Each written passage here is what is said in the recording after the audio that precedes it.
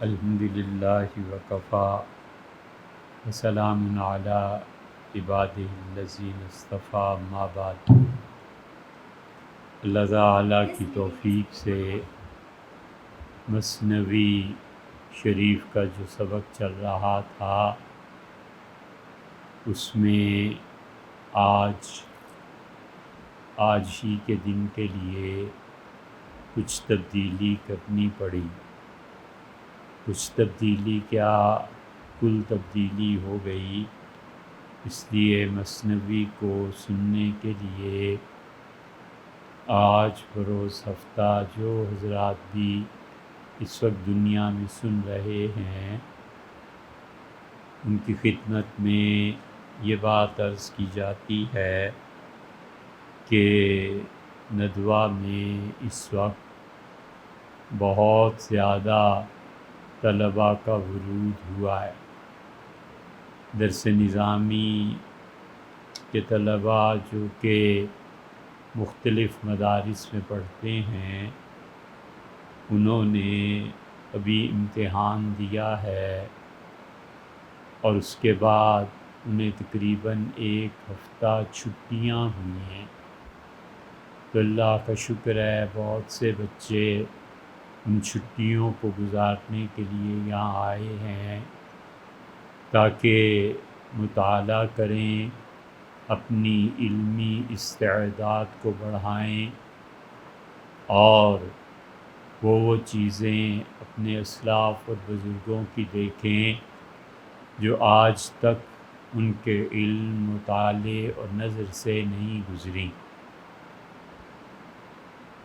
اس وقت آپ اس سے اندازہ کریں کہ ندوہ میں طلباء کی کثرت سے کوئی جگہ ایسی نہیں رہی کہ کسی کو رکھا جا سکے، اور اللہ کا شکر ہے کہ 1000 سے زیادہ مجموعی طور پہ جس میں سارا لنگر شامل ہے اتنے افراد کا کھانا پک رہا ہے۔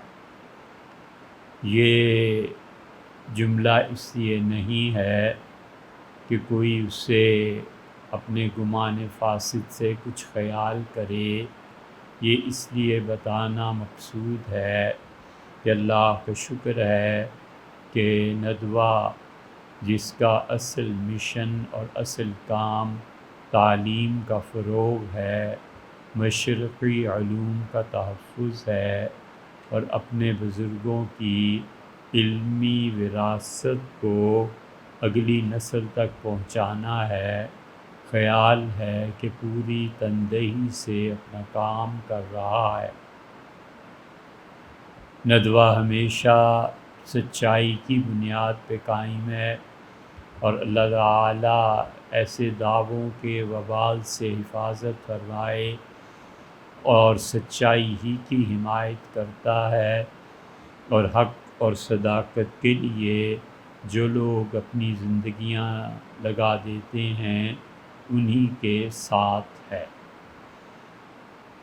اللہ کا شکر ہے کہ اس مرتبہ ایک ایسے مدرسے سے یہ 17 بچے جو ہمارے سامنے تشریف فرما ہیں انہوں نے کئی مرتبہ رابطہ کیا کہ ان کے ہاں چھٹی ہو رہی ہے اور وہ اگست کا سفر کا یہ وقت یہاں پر گزارنا چاہتے ہیں، اور انہوں نے کہا کہ ہم یہ چاہتے ہیں کہ ہمارا وقت ضائع ہونے کی بجائے کتابوں کے مطالعے میں گزرے، اور ہم یہ چاہتے ہیں کہ یہاں آ کر کچھ پڑھیں۔ اور اس کے ساتھ ساتھ میڈیکل کے جو بچے ہیں ان کا تو خیر بہت زیادہ دباؤ ہے، اور شاید اس وقت ندوہ میں 30 سے زیادہ ڈاکٹرز موجود ہوں گے، اور اس سے بھی زیادہ وہ ہیں جو صبح شام فون کرتے ہیں، لیکن ان کے لیے بندوبست کرنا از حد دشوار ہے۔ کہنے کا مقصد ذہن میں وسعت کو پیدا کرنا ہے کہ اس وقت امت میں کرنے کے بہت سے کام ہیں، اور کام کولیکٹیولی معاشرے میں اس وقت ہوتے ہیں جب مختلف شعبے اپنا اپنا کام کرتے. ایک گھر ہے، ایک حویلی ہے، ایک شہر ہے.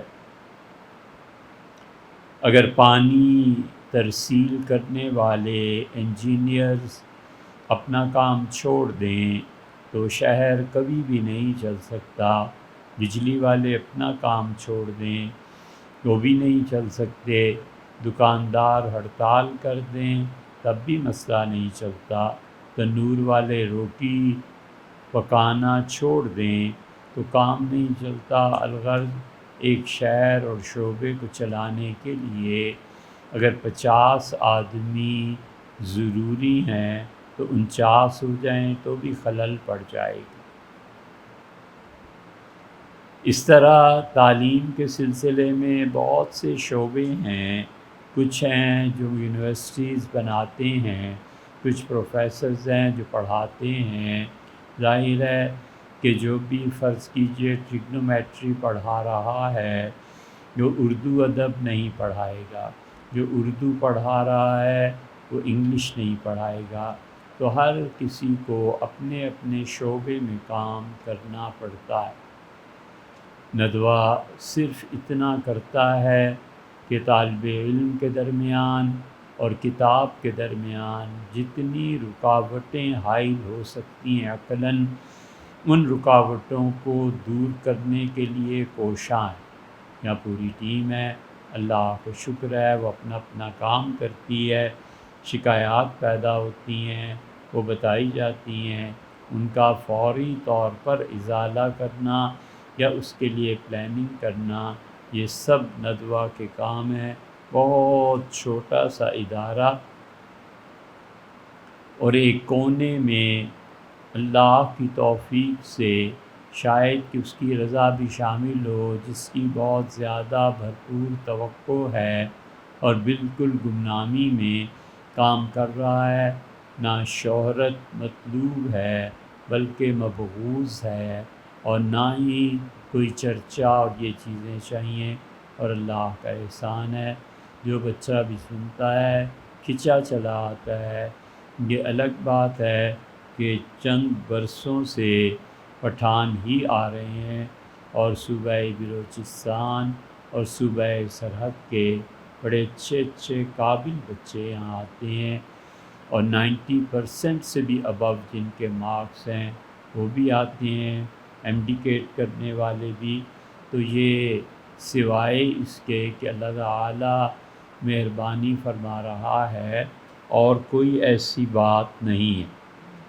ایک وسیع لائبریری ان کا، اور خاص طور پہ جو بچے مشرقی علوم پڑھتے ہیں ان کا استقبال کرتی ہے، اور جو بچے مشرقی علوم کی بجائے مغربی علوم سے منسلک ہیں تو پھر ان کے لیے یہاں کا ماحول خاصا اٹریکٹیو ہے. اور یہ کہنا چاہیے ان نادر، ان نایاب، ان بہت محبت کرنے والے محب اور محبوب جن سے یہاں بھی محبت کی جاتی ہے، اتنے اوصاف کے بچے جو یہاں آتے ہیں. اس پہ حافظ امیر مینائی رحمۃ اللہ علیہ کا شعر یاد آتا ہے کہ انہوں نے فرمایا کہ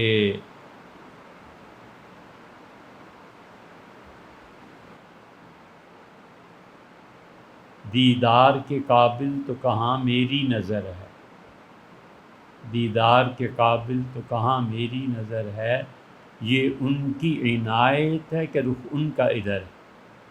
تو آنے والے ان بچوں کی عنایات ہیں، آنے والے ان بچوں کی مہربانی ہے کہ یہ اس قابل سمجھتے ہیں. تو اس لیے جامعہ دارالعلوم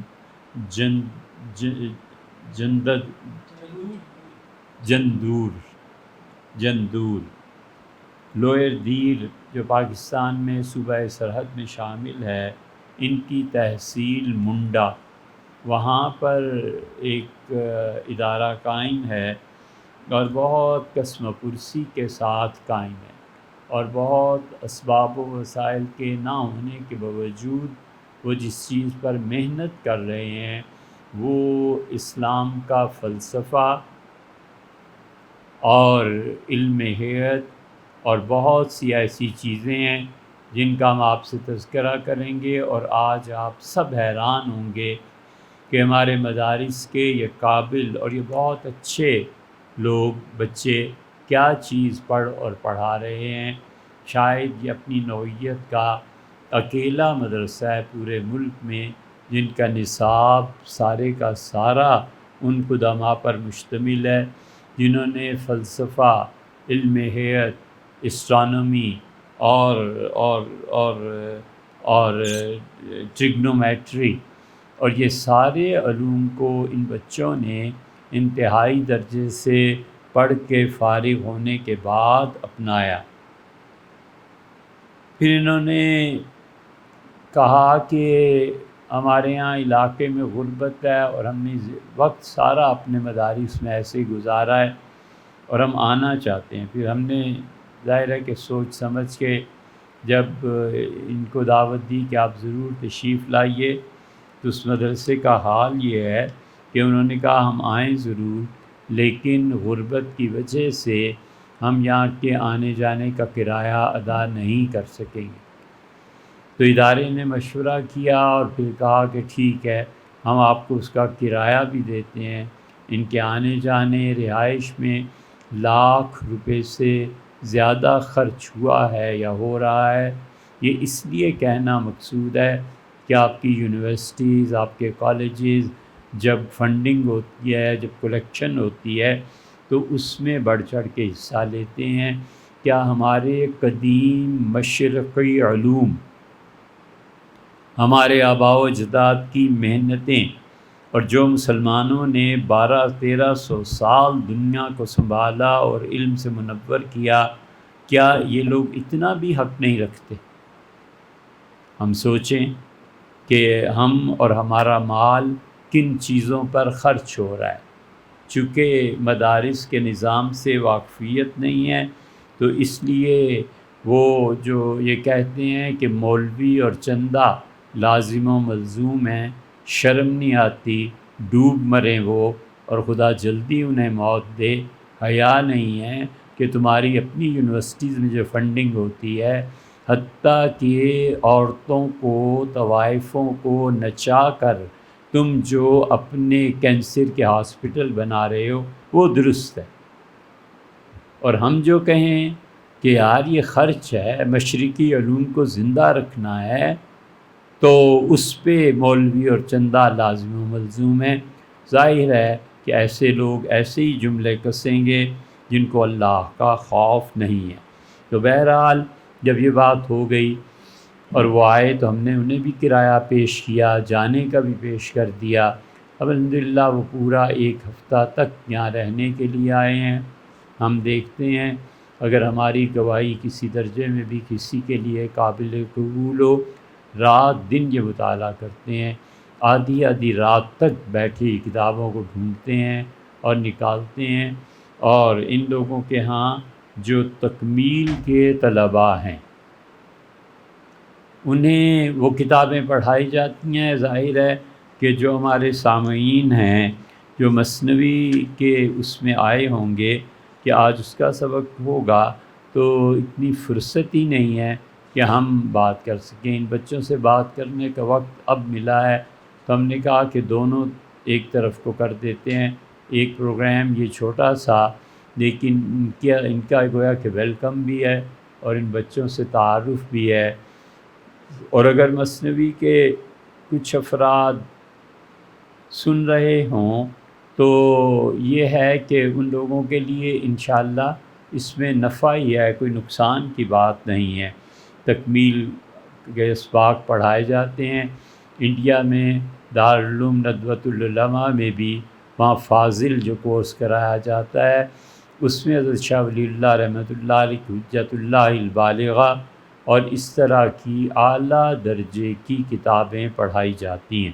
ان کے ہاں سلم ہے جو منطق کی مشہور کتاب ہے، قاضی حمداللہ اور میر زاہد ملا جلال، یہ ساری منطق اور فلسفے کی کتابیں ہیں اور یہ بچے انہیں پڑھتے ہیں۔ مرزا قطبی اور تہذیب المنطق اور ہدایت الحکمہ جو فلسفے کی بنیادی کتابوں میں سے ہے، یہ لوگ اسے پڑھتے ہیں اور اس میں جتنی فلسفی ہے اس کو حل بھی کرتے ہیں، نئے نئے نظریات بھی پڑھتے ہیں اور قدماء کے جو نظریات ہیں ان سے بھی واقف ہوتے ہیں۔ یہ نہیں ہے کہ قدماء کے سارے نظریات بالکل ٹھیک ہیں، بلکہ وہ جب مباحث ہوتی ہیں تو بچے اور اساتذہ ان فلسفوں پہ بھی ان پہ بھی بحث کرتے ہیں جو دنیا میں اگرچہ متروک ہو گئے، لیکن بہرحال ان لوگوں نے اپنے زمانے میں علمی کام کیا تھا۔ آثار قدیمہ کے جو ماہرین ہیں یہ بھی ایسے ہی کرتے ہیں، اور تاریخ کے ماہرین ہیں وہ بھی ایسے ہی کرتے ہیں۔ صدیوں محنت کے بعد کہیں جا کے پتہ چلتا ہے کہ کون تھا اور کون نہیں تھا۔ آپ کو اس کی مثال سننی ہو تو آپ دیکھیں، قرآن نے قوم کے متعلق کہا ہے وقوم تبع، اور تبع کی قوم۔ عجیب بات ہے، قرآن نے قوم کہا ہے تبع کو، کوئی نہیں جانتا تھا کہ یہ لوگ کون ہیں۔ یہ نہیں کہا کہ فرد ہے، فرمایا تبع کی قوم۔ اب جب دنیا میں تحقیقات ہوئیں تو 19ویں صدی میں جا کر یہ بات کھلی، اور عمان اور اردن اور ان علاقوں میں جب کھدائیاں ہوئیں تو اب پتہ چلا کہ جیسے چانسلر جرمنی کا جو بھی حکمران آتا ہے اس کا ایک لقب ہے گویا، اسی طرح کیسر، اسی طرح کسریٰ، اسی طرح فرعون، کہ وہ کئی پشتیں ان کی اسی نام سے گزری ہیں۔ تبع جو ہے یہ ایک قوم تھی اور ان کا ہر سردار تبع کہلاتا تھا۔ کوئی نہیں جانتا تھا دنیا میں۔ خود قرآن کریم کی تفسیر لکھنے والے آپ دیکھیں بہت اختصار سے ذکر کرتے ہیں، اور اب قوم تبع کے متعلق اتنی معلومات ہیں کہ ہم جیسے نالائق آدمی بھی 2-4 گھنٹے اس قوم پہ بولیں تو وقت تھوڑا پڑ جائے۔ اسی طرح یہ بچے ان نظریات کو، ان چیزوں کو پڑھتے ہیں۔ اب مثلاً کارل مارکس کا ایک فلسفہ تھا، اس فلسفے کی بنیاد پر ایک امپائر کھڑی ہوئی، اس نے دنیا کو ہلا کر رکھ دیا اور سرمایہ داری کے نظام میں اتنے بڑے بڑے شگاف کیے کہ وہ اب تک یہ شگاف پر نہیں کر سکے۔ اسی طرح یہ بچے فلسفے کو پڑھتے ہیں، تاریخ کو پڑھتے ہیں، اور ابھی آپ کو آگے بتائیں گے ہم کہ ان کے علوم کیا ہیں۔ اسی طرح ان لوگوں کو دیکھیں تو یہ میبزی ہے، صدرہ ہے، اور ملا صدرہ کے تو کیا کہنے، وہ ملا صدرہ اگرچہ بنیادی طور پر اہل تشیع میں سے ہیں، اور ملا صدرہ اب بھی ہم جب گئے تہران کئی مرتبہ تو ملا صدرہ کے نام سے پورے وہاں پہ علاقے وابستہ ہیں، اور ملا صدرہ کے علاقے ان چیزوں کو ہم نے دیکھا تو حیران ہوئے کہ بار خدا اب بھی ایرانیوں نے اپنے بڑے لوگوں کو کس طرح ان کے ناموں کو محفوظ کیا۔ اس کی بہت واضح مثال اگر آپ دیکھنا چاہیں تو سبھاش چندر ہندو تھے، لیکن انہوں نے حضرت شیخ الہند رحمۃ اللہ علیہ کی تحریک آزادی میں کام کیا، اور جو انگریزوں کو ہندوستان سے آزادی دینے میں حضرت شیخ الہند رحمۃ اللہ علیہ نے ایک عالمی سطح کی تحریک اٹھانے کی کوشش کی تھی، اس میں ایک عبوری حکومت بھی بنی تھی۔ سننے والوں میں بہت کم بچے جانتے ہیں کہ جب بنگلہ دیش بنا تھا تو اس کے بننے سے پہلے اندرا گاندھی نے شیخ مجیب الرحمن سے کہا تھا کہ آپ اپنی ایک حکومت بنا لیں، تو کلکتہ میں انہوں نے اعلان کیا کہ فلاں وزیر اعظم ہوگا، فلاں یہ ہوگا، فلاں یہ ہوگا۔ انہوں نے اپنی ایک عبوری حکومت بنائی، عمران خان صاحب بھی وہ جن لوگوں کو نہیں پتہ تھا کہ وہ آرمی ان کی بیک پہ ہے، انہیں مشورہ دیا تھا کہ آپ اپنی ایک عبوری حکومت تو بنائیں نا، کہ عقل کو آپ جیت جاتے ہیں تو کس کو کون سی منسٹری آپ دیں گے، تاکہ آپ کو پبلک کی رائے کا پتہ چلے کہ لوگ کس کو پسند کرتے ہیں اور کس پہ راضی نہیں۔ یہ تاریخ پوری بھری پڑی ہے کہ حکومتوں کی اس طرح سے بھی تشکیل ہوتی ہے۔ سبھاش چندر بوس جو تھے وہ شیخ الہند رحمۃ اللہ علیہ کی پارٹی نے جو بنائے تھے اس میں صدر کا مقام انہیں دیا گیا تھا۔ پھر اس طرح جو مسلمان تھے انگریزوں کے خلاف لڑنے والے، وہ کابینہ کبھی دیکھیے گا 80% سے زیادہ وہ مسلمان ہی سارے تھے۔ ان میں خان عبدالغفار خان بھی تھے۔ خان عبدالغفار خان لوگ بھول گئے اس ہستی کو، وہ حضرت شیخ الہند مولانا محمود حسن رحمۃ اللہ علیہ سے بیعت تھے، اور حضرت رحمۃ اللہ علیہ ان کی بڑی قدر فرماتے تھے کہ یہ آزادی کے مجاہد ہیں، اور یہ ذکر کیا ہے اور تو اور حضرت شیخ الہند رحمۃ اللہ علیہ پر نشاور ہونے والے جنہیں خواب میں بشارت دی گئی، حضرت شیخ الہند رحمۃ اللہ علیہ کے انتقال کے بعد نقش حیات اپنی کتاب اپنی سوانح میں انہوں نے لکھا ہے کہ مجھے بشارت دی گئی کہ دنیا میں جو برکتیں حضرت شیخ الہند رحمۃ اللہ علیہ پہ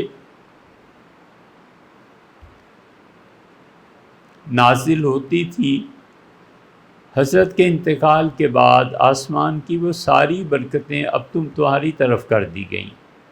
حضرت حسین احمد صاحب مدنی رحمۃ اللہ علیہ تھے جنہوں نے نقش حیات میں لکھا ہے کہ مجھے یہ بشارت دی گئی، اور حضرت نے لکھا ہے کہ غالباً عبدالغفار خان جو تھے یہ حضرت سے بیعت تھے۔ ولی خان صاحب نے تو صاف ہی لکھ دیا کہ والد جو تھے یہ حضرت شیخ الہند رحمۃ اللہ علیہ سے بیعت تھے۔ یہ ہمارے بچے نہیں جانتے کہ یہ آزادی جو ہے کن لوگوں نے حاصل کی اور کن لوگوں کا خون آزادی کا نذرانہ بنا، لوگ بالکل نہیں جانتے۔ زیادہ سے زیادہ کیا ہو سکتا ہے، لوگ نہیں سنیں گے، نہ سنیں، ہم کون سا دعوت دینے گئے ہیں کہ ضروری سنیں۔ لیکن تاریخ اور ریکارڈ کا صحیح رکھنا ضروری ہے۔ یہ جو حضرت شیخ الہند رحمۃ اللہ علیہ کی جو جماعت بنی تھی، اس کو اپنی پستی بھی دیکھیں اور دوسروں کا عروج بھی دیکھیں۔ 1972 میں یہ غلام بلور جو ہیں انہوں نے لکھا ہے کہ اندرا نے پیغام بھجوایا، تین رکنی وفد آیا، اور اس نے جلال آباد میں آ کے خان عبدالغفار خان کی خدمت میں پیش کیا خط پرائم منسٹر اندرا گاندھی کا، اور اس کا خلاصہ یہ تھا کہ حضرت میرے والد کے دوستوں میں اور سب کانٹیننٹ میں اس وقت آزادی کے جتنے مجاہدین تھے کوئی باقی نہیں رہا، سب سے بڑی شخصیت آپ کی ہے۔ میں چاہتی ہوں کہ میری وزارت عظمیٰ میں صدارت کا تمغہ، صدارت کا منصب آپ کو دیا جائے، آپ تشریف لائیں اور یہ مجھ پہ چھوڑ دیں میں نے کیسے کام کرنا ہے، آپ ایک مرتبہ ہاں کر دیں، ہم آپ کو انڈیا کا صدر بنائیں۔ یہ وہ وقت تھا جب غداری کی تہمت اور مقدموں میں ان لوگوں کو قید کیا جا رہا تھا، اور وہ جو تھے وہ جانتے تھے، اندرا جانتی تھی کہ آزادی میں، اس لیے کہ اس نے یہ سارا ماحول دیکھا ہوا تھا، اپنے گھروں میں تذکرہ سنا ہوا تھا۔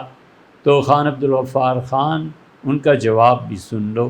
انہوں نے جواب لکھا کہ میں بہت بوڑھا ہو گیا ہوں، اتنی ذمہ داری سنبھال بھی نہیں سکتا، اور انڈیا کی صدارت سے بہتر ہے میں اپنے ملک پاکستان کی خدمت کروں۔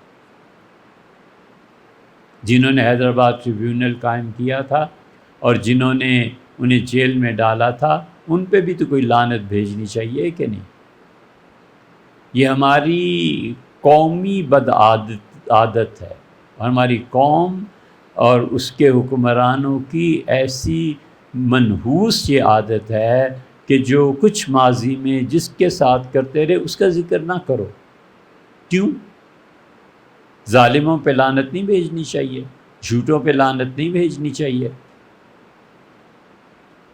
تم ہی کہو کہ یہ انداز جستجو کیا ہے. تو اس لیے حضرت شیخ الہند رحمۃ اللہ علیہ یہ لوگ جو تھے یہ امین تھے. اسی طرح ہوا کرتا ہے کہ منسٹریاں بنتی ہیں وغیرہ وغیرہ. تو ہم آپ کو بتا رہے تھے کہ حضرت شیخ الہند رحمۃ اللہ علیہ کی تحریک میں یہ جو اتنے بڑے بڑے آدمی تھے، انہوں نے عمر بھر قربانیاں دے کر اپنے ملک اور قوم کی خدمت کر کے اس درجے تک پہنچایا ہے. تو سبھاش چندر بوس یہ حضرت شیخ الہند رحمۃ اللہ علیہ کی جو عبوری حکومت انہوں نے تشکیل فرمائی تھی اس میں تھے اور ہندو تھے.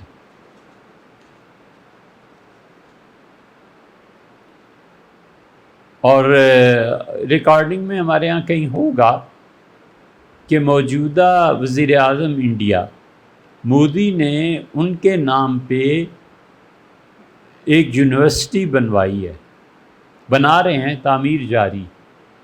اور انہوں نے صاف کہا کہ سبھاش جو تھے وہ عظیم انسان تھے، آزادی کے لیے انہوں نے کام کیا تھا. یہ اور حضرت مدنی رحمۃ اللہ علیہ اور خان عبدالغفار خان، حضرت شیخ الہند رحمۃ اللہ، کتنے نام گنوائیں.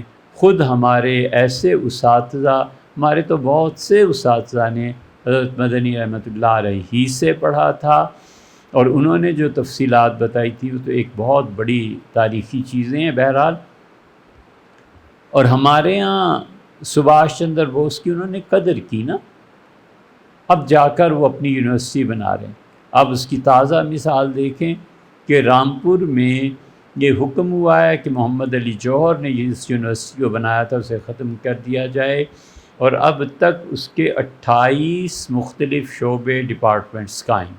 کسی انڈین سے پوچھیے گا کہ وہاں کوئی دو قومی نظریہ نہ آیا، ہندو، سکھ، مسلمان، عیسائی لڑکے سب نکل پڑے، اور انہوں نے کہا کہ محمد علی جوہر مسلمان تھے یا نہیں تھے، ہم ان کی یہ تاریخی چیزیں نہیں مٹنے دیں. کلپس آپ دیکھ لیں، ہم کوئی فیورٹزم کے قائل تھوڑی ہیں، یا ہم کوئی جھوٹ تھوڑی بکتے ہیں، آپ دیکھ لیں خود. تو یہ بڑے بڑے لوگ تھے. وہاں ہم نے دیکھا ملا صدرہ، کیا کہنے، ملا صدرہ کی کتابیں یہاں الحمدللہ تقریباً تمام کتابیں جو تہران میں اویلیبل تھی ہم بہت شوق سے لائے اور اللہ کی توفیق سے اسے پڑھا. اور بہت سے مسائل ایسے تھے جس کو بہت سے لوگ سنتے ہیں، انہیں نہیں معلوم کہ اصل چشمہ وہ شیعہ مصنف تھے جن کا نام ملا صدرہ. اور ملا صدرہ ہمارے بزرگ بھی پڑھتے تھے. میں نے جن حضرات سے بخاری شریف پڑھی ہے وہ جس طرح بخاری پڑھاتے تھے اسی طرح ملا صدرہ کا فلسفہ بھی پڑھاتے تھے، کیونکہ ان میں اہلیت تھی نا، وہ پڑھے لکھے لوگ تھے نا. تو یہاں بچے ملا صدرہ بھی پڑھتے ہیں. اسی طرح امور عامہ، خیالی، یہ عقیدہ جو ہے ان عقائد کی شرح ہے، خیالی ہے. تفتزانی نے جو عقیدے پہ لکھا ہے، تفتزانی نے بہت سی مباحث کی ہیں. تفتزانی کی بحث آپ دیکھیں جو حضرت ابوبکر رضی اللہ عنہ کی فضیلت پہ بات کی ہے کہ وہ قطعی ہے یا ظنی ہے، بہت اچھی مباحث میں سے ہے. عقیدے کی بحث پڑھی ہو اور عقیدے کا پتہ ہونا، پھر پتہ چلتا ہے کہ اصل میں اہل السنہ کا عقیدہ کیا ہے. مولانا روم مثنوی میں وہ تو شبلی نعمانی نے بہت اچھا کیا، انہوں نے ان کو اجاگر کیا اور کہا مثنوی شریف جو ہے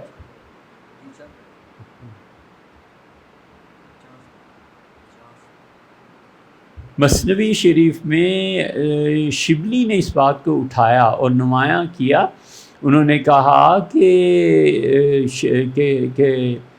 مثنوی صرف تصوف کی کتاب نہیں ہے، اسے پڑھیں تو پتہ چلتا ہے کہ اہل السنہ کے عقیدے کا بھرپور تحفظ کیا گیا. اس لیے ہم بار بار اہل سنہ کے عقیدے کی بات کرتے ہیں۔ یہ وہی عقیدہ ہے جو انبیاء علیہ الصلوۃ والسلام کا تھا، اور یہی ہمارے نزدیک فقہ اکبر ہے، اور ہم اسی کے لیے اللہ سے دعا مانگتے ہیں کہ اللہ اہل سنہ کے عقیدے پہ موت دے، اسی کے ساتھ قیامت میں حشر فرمائے، اور اسی عقیدے کے ساتھ جو کہ ہم لوگ حنفی جو اپنے عقیدے کے اعتبار سے وہ جو اصطلاح ہے التنزیہ کیا ہے بھئی وہ جملہ، التنزیہ مع التفویض مع التنزیہ، ہاں خیال میں آ گیا، التفویض مع التنزیہ جو خالص ماتریدیوں کا عقیدہ ہے۔ ہم تو اشاعرہ کو ان کے مقابلے میں صحیح درست اور ہر طرح سے درست ماننے کے باوجود اس سے ہٹنے کو تیار نہیں ہیں۔ کجا یہ کہ ہم سے کوئی توقع رکھے، ندوہ اسی وقت تک قائم ہے جب تک کہ جب تک کہ فقہ اکبر میں وہ ماتریدی عقیدے کو قائم رکھیں گے، اور جو آدمی ندوہ کو وجہ شہرت نہیں بنائے، جس دن کسی آدمی کا آنا ہوا اور وہ ندوہ سے شہرت چاہے گا تو خدا ان چیزوں کو مٹا دے گا، اس لیے کہ بڑائی اور شہرت یہ اللہ کی پاک ذات ہے، یہ اس کا وصف ہے، وہ کمال ہے، وہ شہنشاہ ہے، اور یہ ساری چیزیں اسی کے ساتھ اچھی لگتی ہیں۔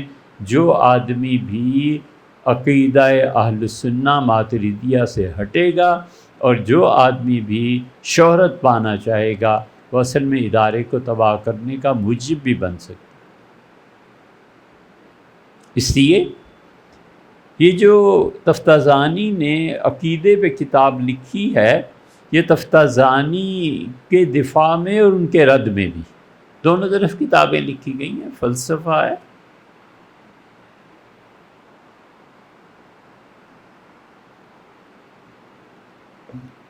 آپ کو سن کے حیرت ہوگی کہ یہ جو جامعہ دارالعلوم ہے تحصیل منڈا میں، یہ ان کے ہاں نصاب میں 2 چیزیں داخل ہیں۔ ایک ڈاکٹر مبارک کی کتاب تاریخ و فلسفہ تاریخ، یہ اپنے بچوں کو وہاں پڑھاتے ہیں، اور ڈاکٹر مبارک پاکستان میں عام طور پہ الہاد کے ساتھ منسوب کیے جاتے ہیں۔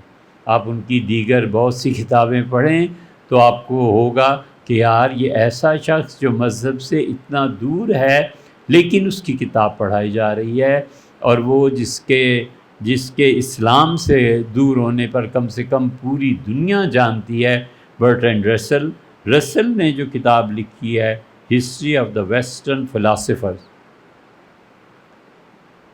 یہ فلاسفر جو ویسٹ کے تھے، یہ بچے وہ کتاب پڑھا رہے ہیں۔ آپ یقین مان سکتے ہیں؟ آپ کو یقین آتا ہے؟ رسل کی یہ کتابیں ہم میں سے کتنوں نے پڑھی ہیں؟ یہ بچے ہیں جن کے پاس سفر کے لیے پیسے نہیں ہیں، اور یہ ایک کونے میں یہ محنت کر رہے ہیں۔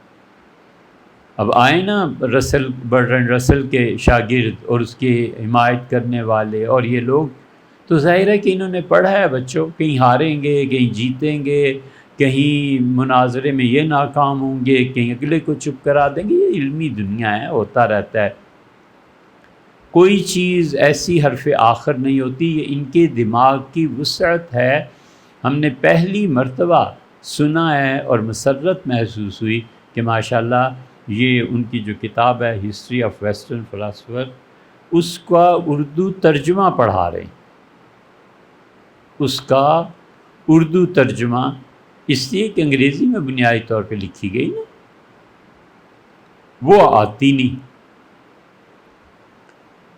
اس لیے ہم جہاں بھی ہمارے مدارس میں عصری تعلیم اور قدیم تعلیم کو جمع کیا جا رہا ہے، ہم اس کے سخت مخالف، بہت بڑی تباہی، نہ وہ ڈاکٹر انجینئر بن سکے اور نہ وہ ہمارا نصاب پوری طرح پڑھ سکے۔ زندگی ہے ہی کتنی؟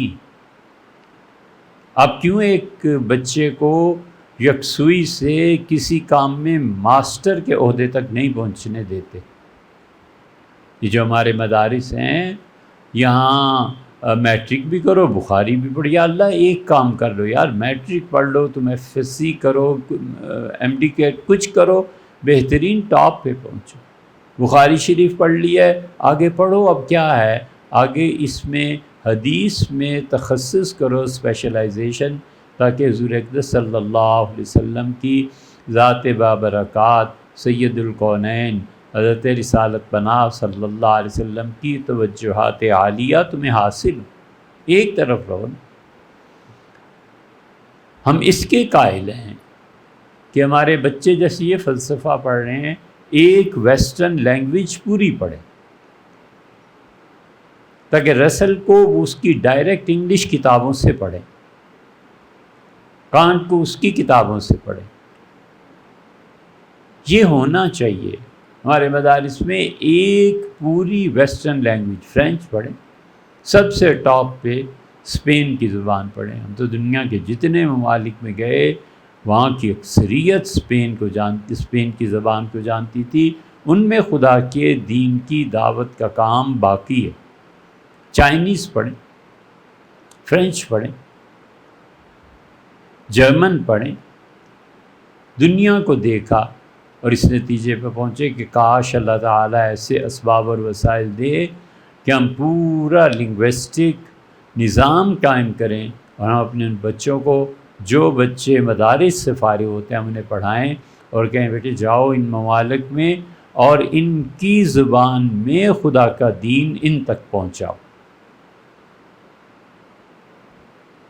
یہ اصل کرنے کا کام۔ لیکن پہلی بار سنا اور مسرت ہوئی کہ دارالعلوم، جامعہ دارالعلوم جو ہے لوئر دیر میں، تحصیل منڈا میں، وہاں پر بچے رسل کو پڑھ رہے ہیں۔ ہے نا کرنے کا کام، اور یہ ہیں جن کی سرپرستی ہونی چاہیے۔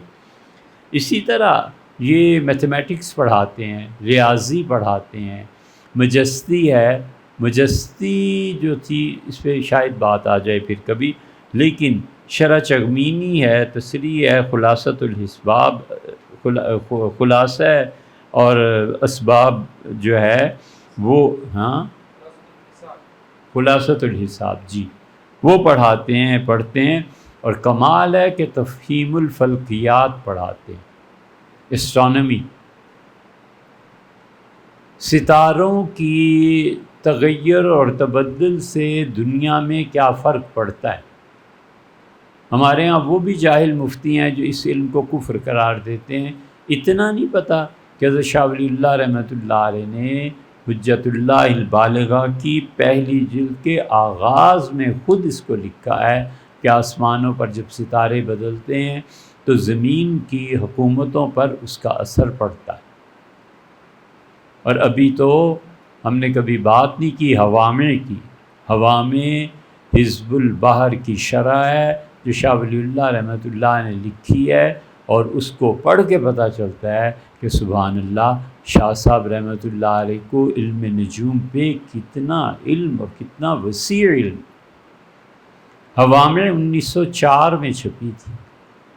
شکر ہے خدا کا، بہت محنت کر کے ہم نے اس کا اصل فارسی نسخہ بھی تلاش کیا، اردو کا نسخہ بھی تلاش کیا، ترجمہ، اور وہ فارسی اور اردو دونوں الحمدللہ وہ جلد بندی ہے، اور اس ذخیرہ کتب میں وہ شامل ہے، تاکہ بچے دیکھیں کہ ہمارے بزرگوں نے انڈیا میں کتنی جد و جہد کی تھی اور ان علوم کو باقی رکھا تھا۔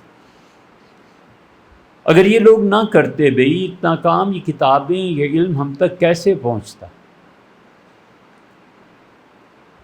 خلافت و ملوکیت میں مولانا مودودی نے لکھا ہے، مولانا تحریر فرماتے ہیں کہ میں حیران ہوتا ہوں کہ یہ بنگال سے جو اتنا بڑا فرنگیوں اور انگریزوں کا طوفان آ رہا تھا، حضرت شاہ ولی اللہ رحمۃ اللہ علیہ کی نظر ادھر کیوں نہیں گئی؟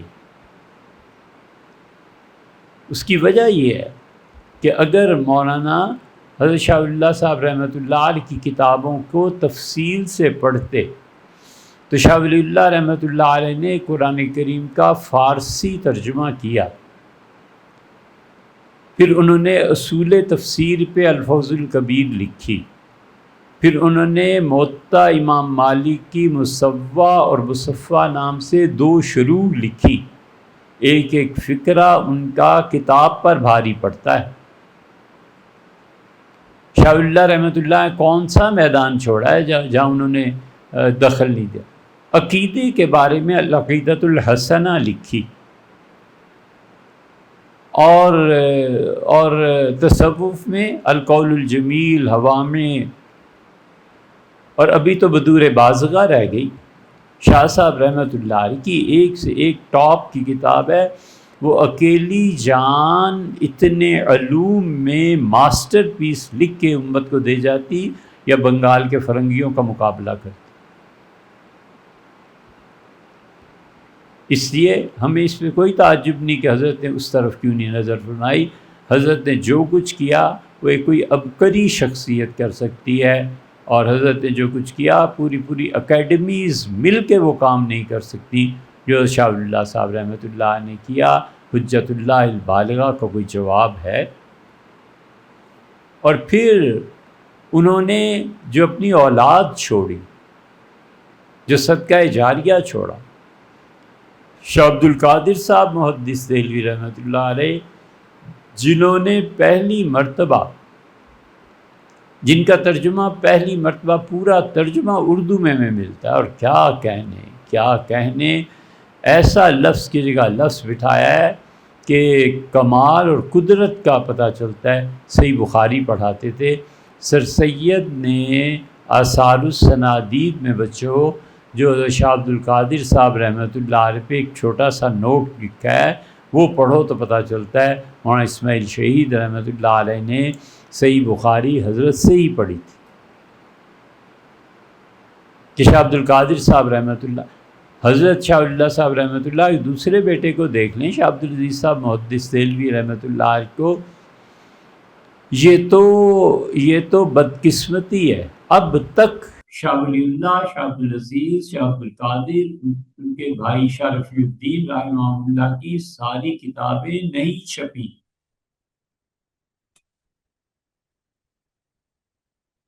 1761 میں حضرت کا انتقال ہوا تھا، 1861، 1961 اور 250 سال ہو جاتے ہیں، اس سے بھی زیادہ۔ حضرت کی تو ابھی پوری کتابیں ہی سامنے نہیں آئیں۔ ان کے معاشی نظریات پڑھنا مارکس سے بڑھ کر ہیں، لگا کھاتے ہیں شاہ اللہ صاحب رحمۃ اللہ، اور انہوں نے دلی میں بیٹھ کے ورلڈ آرڈر مرتب کیا ہے، وہ تو پھر پڑھنے کی بات ہے۔ اب لوگ ہم سے پوچھتے ہیں کہ کون سی کتاب نہیں چھپی، کون سی نہیں چھپی، تو یہ تحقیق کرو خود، اب اتنی فرصت بھی نہیں ہے، اور سفر اب آخرت کا ہے، جینا تھوڑی ہے۔ تو اس لیے یہ چیزیں ایسی ہیں جو اس لیے آپ بچوں کو بتا رہا ہوں کہ آپ میں سے کوئی ایک بھی نہیں جس کے بال سفید ہوں، اور ان چیزوں کو آگے بڑھاؤ، ان چیزوں پہ کام کرو۔ میں بھی آپ داخل کیجیے اپنے نصاب میں، اور پڑھیے اور پڑھائیے۔ اسی طرح یہاں آ کر ان بچوں نے کہا کہ انہوں نے شرح اشارات نہیں دیکھی تھی، کچھ نہیں۔ شرح اشارات الحکمت المتعالیہ، شرح مطالع قطب الدین رازی کی، اور حتیٰ کہ فصوص الحکم ابن عربی رحمۃ اللہ علیہ، جہاں کی فصوص کا اگر مثنوی کوئی مسلسل سن رہا ہے تو اس کے لیے فصوص الحکم تو ایسی کتاب ہو گئی جس کا ہر 2-4 مرتبہ درس میں کہیں نہ کہیں ذکر آتا ہے۔ ہم نے کئی بار اس کا اظہار کیا کہ اللہ تعالیٰ کبھی توفیق دے اور ہم فصوص الحکم پڑھائیں تو پھر پتہ چلے کہ ابن عربی رحمۃ اللہ علیہ کس مقام کے آدمی تھے۔ ہمارے ان دیار میں تو اب کوئی رہ ہی نہیں گیا جو فصوص الحکم کو پڑھائے۔ ان کے ہاں فصوص الحکم پڑھائی جاتی۔ ہمیں بڑی حیرت ہوئی، ہم نے کہا فصوص کو سمجھتے کیسے؟ جو جواب انہوں نے دیا ان سے تسلی نہیں ہوئی، سچی بات ہے۔ لیکن فصوص الحکم جیسی کتاب ابن عربی رحمۃ اللہ علیہ کی، یہ وہ کتاب ہے جو گورے حل کرنے کی کوشش کر رہے ہیں، اور گورے پڑھتے اور پڑھاتے ہیں۔ مثنوی دنیا میں انگریز اور کون کون پڑھتا اور پڑھاتا ہے، یہ سب چیزیں ایسی ہیں کہ جو ہمارے آباء و اجداد کی وراثت ہیں، اور ہم سب سے زیادہ اس کے اہل ہیں کہ اپنے آباء و اجداد کی وراثت کو محفوظ رکھیں اور ہم ان کی وراثت کو پھیلائیں۔ الکبریت الاحمر ہے، علامہ شارانی کی ہے، حجت اللہ البالغہ بھی ان کے ہاں پڑھائی جاتی ہے، اور جو کتابیں یہ چاہتے ہیں کہ ندوہ انہیں مہیا کرے، ان میں یہ کتابیں بھی ہیں۔ اس لیے کہ غربت اتنی وافر مقدار میں کتابیں لائے کیسے؟ حجت اللہ البالغہ کے 50-60 نسخے ہوں نا پڑھے ہوئے، ہر بچہ اپنی کتاب کو خود ہی پڑھے اور خود ہی اس کو حل کرے اور خود ہی دیکھے، یہ اصل میں علم کے ساتھ مناسبت ہے۔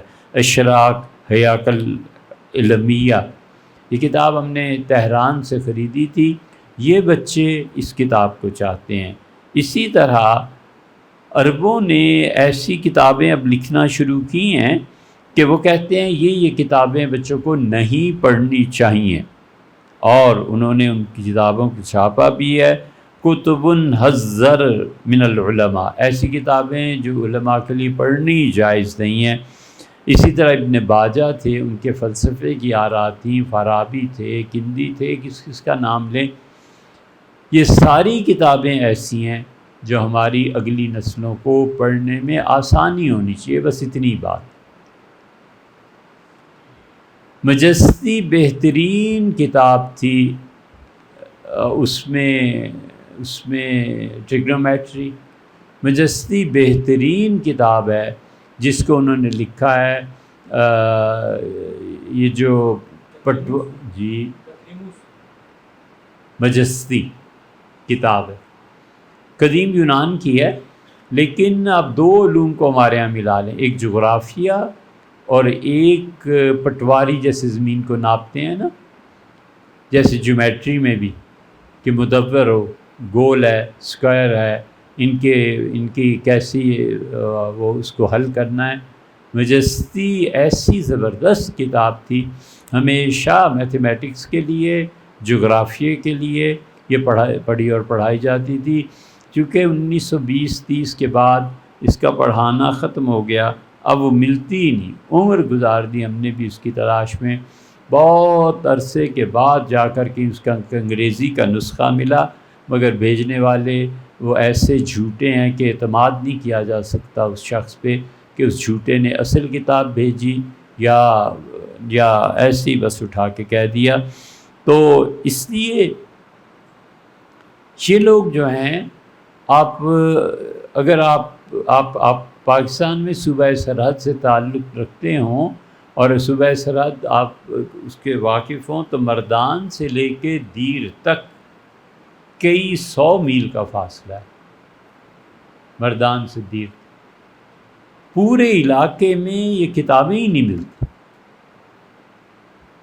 پورے علاقے میں کتابیں نہیں ملتی، کتنی بدقسمتی۔ دولت کا غیر منصفانہ تقسیم کا نظام، یہ سب ذلت کے رنگ قوموں کو دکھاتا ہے، اور اصل اور بد امنی یہ جتنی پھیلی ہوئی ہے، ہمیں بڑی اچھی بات لگی یہاں بچوں سے جب گفتگو ہوئی تو انہوں نے کہا جتنی بد امنی ہمارے علاقوں میں پھیلی ہوئی ہے، خارجیت اور یہ چیزیں جتنی بھی غالب آ رہی ہیں، اس کی بنیادی طور پر ایک وجہ تو یہ ہے کہ تعلیم نہیں ہے، اور پھر جو پڑھے لکھے ہیں وہ لوگ مطالعہ نہیں کرتے۔ جی ہاں، تبدیلی کی طرف نہیں جاتے، چھوڑ دیں یار جو پرانی رنجشیں یہ وہ۔ بہرحال تو انہوں نے کہا ہمارے سارے علاقوں میں جو بدامنی پھیلی ہوئی ہے، ایک تو یہ کہ ہمارے یہاں تعلیم نہیں ہے، اور تعلیم ہے تو پھر اس کے بعد مطالعہ نہیں۔ یہ مبارک ہستیاں اسی لیے ندوہ میں تو آئی ہیں کہ ایک ہفتہ جم کے مطالعہ کریں۔ اس لیے آپ لوگ جو سنتے ہیں، اللہ تعالیٰ نے جو بھی آپ کو توفیق دی ہو، آپ ان علاقوں میں جائیں، ہمیں چھوڑیں۔ ان علاقوں میں جائیں، بچوں سے ملیں، کون سی کتاب چاہیے، کتنے میں پرنٹ ہوگی، فوٹو کاپی کتنے میں ہوگی۔ یہ جو کتابیں انہوں نے ہم سے فرمائی ہیں، یہ کوئی 10,000 سے زیادہ صفحات بنتے ہیں، لاکھوں کی کتابیں ہوئی نا جو انہوں نے پڑھنی۔ یہ نہیں ہے کہ ہم کہہ رہے ہیں تو یہ کام ہو جائے، یہ سب اللہ کے اپنے منصوبے ہیں، سب اللہ کے اپنے کام ہیں۔ مثنوی میں کیا خوبصورت بات مولانا روم نے کہی ہے، کمال کی بات کہی ہے۔ انہوں نے کہا ہے کہ تو مگو مارا بیداں شہبار نیس، یہ نہ کہے کہ اس شہنشاہ کے دربار تک میری رسائی نہیں ہے، پر کریمہ کا رہا دشوار نیس، بڑی عزت والی ذات ہے، اس کے لیے کوئی کام مشکل نہیں۔ تو مردان سے دیر تک لوگوں میں کتابیں تقسیم کرنا، ان کو تعلیم دینا، سبق دینا، اللہ کے لیے کیا مشکل ہے؟ خدا کے لیے کیا حیثیت ہے اس پوری دنیا کی؟ یہ ندوہ کا کام ہے کہ وہ تعلیم کو عام کرے۔ آپ نے دیکھا ہوگا پہلے بھی مدارس کے بچے آئے اور ہم نے بہت اہتمام سے الحمدللہ بعض دوستوں کے تعاون سے مصطفیٰ صاحب دبئی میں ان کتابوں کو فوٹو کاپی کر کے پھر اس پر جلد بندی کر کے ساری چیزوں کے ساتھ پیش کیا، تاکہ ہماری آئندہ نسل اس جذباتی کیفیت کی دنیا سے نکلے، سچ بولنا سیکھیں، دن کو دن اور رات کو رات کہیں۔ اور یہ جو مخدومیت کا تصور ہے، خام خواہ غلامی اختیار کرنا، اس کو باطل قرار دیں کہ ہماری ماؤں نے ہمیں آزاد جنم دیا تھا۔ ایک آزاد آدمی اور غلامی کی رسومات سے اسے اتنا ہی بعد ہے جتنا شیطان اور جنت۔ کوئی تصور نہیں ہے کہ شیطان بھی جنت میں چلا جائے۔ اس لیے ایک آزاد آدمی جو فکر میں، حریت میں، اپنے قول میں، اپنے موقف اور اس کے دلائل میں آزاد ہو۔ یہ قوموں کے اٹھنے کی چیزیں ہوتی ہیں، قومیں ایسے ہوتی ہیں، ایسے جنم لیتی ہیں۔ تو ندوہ جو کام کر رہا ہے، ان بچوں کا شکریہ ادا کر رہا ہے کہ بچوں آپ لوگوں نے اس جگہ کو چنا، آپ آئے، آپ تعلیم اور آپ کا دل اس میں پیوست ہو گیا، الحمدللہ۔ اتنی محنت ہمارے کالج یونیورسٹی میں نہیں لڑکے کرتے، جن کو اسباب اور وسائل سب مہیا ہوتے ہیں نا، اتنی محنت وہ نہیں کرتے جتنی طلباء کو درس نظامی میں محنت کرنی پڑتی۔ ڈاکٹرز محنت کرتے ہیں، ان کی تو ساری زندگی کھپ جاتی ہے۔ اعتدال سے کام لینا چاہیے نا۔ اچھے وکلاء محنت کرتے ہیں، ججز محنت کرتے ہیں، کیونکہ ان کے سامنے فیصلہ یہ وہ بہت پڑھتے ہیں۔ اور یا ہمارے ہاں پھر جو بچے فلسفہ، علم کلام اور افتاء کا کام، فتویٰ دینا، یہ بہت محنتی ہوتے ہیں۔ لیکن جو اسباب اور وسائل ہیں وہ دسترس میں ہونا ضروری ہے۔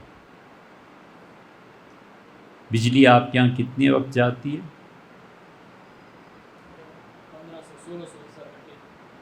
15 سے 16 گھنٹے بجلی نہیں۔ اب جہاں جی ہاں، کہیں 1 گھنٹہ ہوتا ہے، 1 نہیں ہوتا، تو 12 گھنٹے جہاں بجلی نہیں ہے وہ کیا سوئے گا، کیا پڑھے گا، کیا اس سے امن اور اطمینان ہوگا؟ یہ تو وہی جانتے ہیں جن پہ گزرتی۔ اس لیے بچوں ایک اور اہم کتاب جو آپ لوگوں کو خود پڑھنی چاہیے، ایک تو ہے نا اساتذہ سے پڑھنا ہے، ایک بہت اہم کتاب علی گڑھ یونیورسٹی نے ایک سیریز شروع کی تھی۔ علی گڑھ والوں کے کیا کہنے ہیں، علم کا سمندر علی گڑھ سے نکلا اور بہت سی چیزیں تھیں جنہیں وہ بہا کے لے گیا۔ ان میں سے ایک ایک آدمی علی گڑھ کے جو لوگ تھے، کمال کا آدمی تھا، اور وہ ایسا تھا کہ جیسے اکبر بادشاہ کو 9 رتن بھی کہاں ملے ہوں گے۔ شاہ عزت الدین صاحب وہاں بہت بڑے آدمی تھے، اسلامک اسٹڈیز کے ہیڈ آف ڈپارٹمنٹ تھے، اور ہم بہت چھوٹے تھے، وہ پاکستان آیا کرتے تھے، ہمارے نانا ان سے بیعت تھے۔ تو جب وہ تشریف لاتے تھے تو یہاں جو بھی ان کے مرید تھے گویا ان کے لیے وقف تھے۔ سیٹلائٹ ٹاؤن راولپنڈی میں ان کا قیام ہوا کرتا تھا، ہم بہت چھوٹے تھے لیکن ان کی شفقتیں دیکھتے رہتے تھے۔ وہ تصوف میں ایسی گہری باتیں کرتے تھے کہ جو بہت پڑھے لکھے آدمی ہوتے تھے بس وہی سمجھ سکتے تھے، پروفیسر تھے نا، تو جو ان کی ایک ڈگنیٹی تھی، جو ان کے پڑھانے کا انداز تھا، تو بڑے لوگوں میں سے تھے۔ اور بہت سے نام ہیں کہ کس کا نام لیں، ایک ان میں ڈاکٹر شبیر غوری تھے، یہ اصلاً غور سے آئے تھے، اور غور جو ہے افغانستان کا ایسا حصہ ہے، شبیر احمد خان غوری، یہ غور ایسا حصہ ہے، ان پہ خاص کرم اللہ کا یہ رہا کہ یہ رسول اللہ صلی اللہ علیہ وسلم اور ان کے خاندان اہل بیت کرام رضی اللہ عنہم کی محبت میں ڈوبے ہوئے تھے۔ یہاں کے پٹھان پورے عالم اسلام میں سیدنا علی رضی اللہ عنہ کے دور میں بھی کوئی خطہ ایسا نہیں تھا جتنا یہ غور تھا۔ جب امیر المومنین سیدنا علی رضی اللہ عنہ کے بعد بنو امیہ نے انہیں گالیاں دینی شروع کی، اور پورے عالم اسلام میں جمعے کے خطبے کے بعد باقاعدہ سیدنا علی رضی اللہ عنہ کو گالیاں دی جاتی تھیں، حتیٰ کہ حسن بصری اور شعبی رحمہم اللہ آپس میں باتیں کرنے لگتے تھے کہ یہ برا کلام کانوں میں نہ پڑے۔ وہ نہیں جانتے تھے کہ خطبے کے وقت خاموشی واجب۔ غور واحد علاقہ ہے جہاں پٹھانوں نے کسی ایسے آدمی کو گھسنے ہی نہیں دیا۔ انہوں نے بتایا کہ ہم بغاوت نہیں کر رہے، لیکن یہ ہے کہ غور کی زمین پہ سیدنا علی رضی اللہ عنہ کو برا نہیں کہا جا سکتا۔ یہ ہے خلافت راشدہ اور اس کے اثرات۔ یہ وہاں کے تھے ڈاکٹر شبیر صاحب۔ ڈاکٹر شبیر صاحب کی کتابیں پڑھیے ساری۔ ایک ان کی کتاب ہے البیرونی کے متعلق، اور انہوں نے بتایا کہ ٹریگنومیٹری ہمارے ہاں کیسے آئی، اور ٹریگنومیٹری میں برمکی خاندان جو تھا، ایرانی برمکی، یہ بنو عباس کی خلافت میں آ گئے تھے۔ انہوں نے ان کا ذکر کیا ہے کہ ہارون کی وفات سے پہلے وہاں عباسی خلفاء نے اپنے دور میں یہ ساری چیزیں پڑھی، تو امام مالک اور امام محمد سے پڑھا ہوا رحمہم اللہ، یہ امام الرشید، اس نے یونان کے فلسفے کو پڑھا، اور بالآخر یہ خلق قرآن کا قائل ہو گیا، اور معتزلہ کی امامت اس کے حصے میں آئی۔ غضب کا ذہین شہزادہ تھا، اس لیے یونانی کتابوں کے عربی میں ترجمے ہو کے جو آئے تھے ان میں ایک بہت بڑا عامل یہ ثابت ہوا، اور مامون نے مجبور کیا کرسچنز کو کہ وہ یونانی کتابیں ان کے پاس بھیجیں، اور پھر دارالحکمت قائم کیا اور کہا کہ ہندوؤں سے کتابیں منگوائی ہیں۔ براہمن چلے گئے تھے وہاں، براہمنوں کو بلایا ہے اور یونانیوں کو بلایا ہے، اور یہ کتابیں ترجمہ کر کے مجھے دو تاکہ میں پڑھوں۔ اگرچہ اس پہ تنقید کی گئی ہے، لیکن حقیقت میں مامون الرشید بحر العلوم تھا۔ ایک مرتبہ ایک آدمی امام حنیفہ رحمۃ اللہ کے خلاف بول رہا تھا، مامون نے بلا لیا، اور جب اس سے بحث شروع کی تو انہوں نے کہا، بڈھے تمہاری سفید بالوں کا خیال آتا ہے، ورنہ جس طرح تو امام حنیفہ رحمۃ اللہ علیہ کی کتابیں دریا میں پھینک رہا ہے، میں تجھے بھی ادھر ہی ڈبو دیتا۔ بڑا پڑھا لکھا آدمی، اس نے ان کتابوں کی، اس کی اگر اس کی اگر کوئی جھلک دیکھنی ہے نا ویٹیکن سٹی میں، یہ ہم آپ کے سامنے اس لیے کہہ رہے ہیں بچوں کہ یہ علم پھر نہیں ملے گا۔ ویٹیکن سٹی میں 3,000 سال پرانے درختوں کی چھالیں پڑی ہیں جن میں علوم ہے۔ تورات اور انجیل کے ایسے قدیم نسخے پڑے ہیں، ہماری تو رسائی نہیں ہو سکی، باوجود بہت کوشش کی لیکن ہم ان چیزوں تک نہیں پہنچ سکے۔ اس کو جاری رکھو سفر کو، ہم نہ صحیح تم صحیح، کوئی حرج نہیں، ان تک پہنچنا چاہیے کہ کرسچینٹی نے اصل میں کیا کام کیا۔ اچھا، پھر یہ جو ٹریگنومیٹری ہے جب گولائی کی صورت میں ہوگی تو اس کا کیا حساب ہوگا، وہ کس طرح سے ہوگا؟ البیرونی لکھتے ہیں ایک جگہ کہ مجھے یہ رے ادھر ہے نا رازی جہاں کے ہیں، جی ایران میں، اب تو تہران کا ایک محلہ ہو گیا، ابو بکر جساس رازی کی قبر وہاں ہے، ہم گئے تھے تو یہ رے ہے، اور امام فخر الدین رازی ان کی قبر ابھی ہرات میں موجود ہے۔ تو رے جو ہے اس میں وہ کہتے تھے کہ مجھے ایک شخص ملا اور اس نے اعتراضات شروع کیے اس پہ، ٹریگنومیٹری پہ، تو میں حیران ہوا کہ اس آدمی کو اتنا زیادہ ان چیزوں کا علم ہے۔ یہ عام آدمیوں کے حالات اس وقت تھے، اتنے مسلمان پڑھے لکھے تھے۔ ابو سعید سجزی ہیں، ان کی ایک کتاب ہے کتاب فی الشکل القطع، ٹریگنومیٹری میں لاجواب چیزوں میں سے ہم نے اسے پایا، بہت مشکل سے مطالعے کے لیے ملی، لیکن کتاب تھی کہ کیا بات تھی۔ عبد الرحمن صوفی تھے، انہوں نے صور الکواکب جو تھی اس کو جب پڑھا تو اس کے ساتھ اسٹرانومی کھولی جو آج کی جدید چیزوں میں سے ہے، تو کوئی فرق نہیں تھا۔ اس نے جتنی شکلیں آسمان پہ بنائی تھی نا جانوروں کی، سوچ کے مشاہدہ کر کے، آج وہ سب چیزیں آپ کو یہاں مل جائیں گی، اس میں مل جائیں گی بریٹانیکا میں۔ یہ عبد الرحمن صوفی جو تھے وہ اجمی تھے، اور 376 ہجری میں ان کا انتقال ہوا تھا۔ ٹریگنومیٹری کو باقاعدہ موضوع بنا کے انہوں نے کام کیا۔